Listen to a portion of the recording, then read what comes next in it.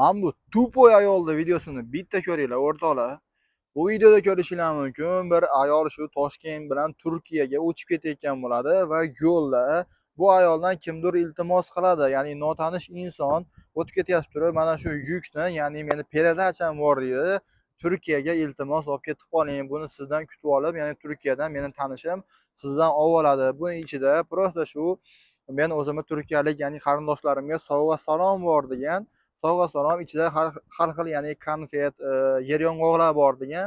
Ko'rishingiz mumkin, buni aeroportda bu ayolni tutib olishadi. Aeroportda bu ayolni tutib turib, sumkasini ochishadi. Sumkasini ochgandan keyin ko'rishingiz mumkin, yer yong'oq va konfet, ya'ni paketlardan ichiga aralashgan $20,000 giyohvand moddalar chiqadi.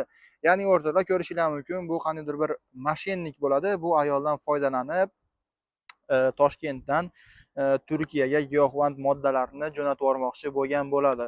O'rtoqlar, yana bir marta qaytarib o'taman, ehtiyot bo'linglar, notanish insonlarga umuman ishonib qolmanglar.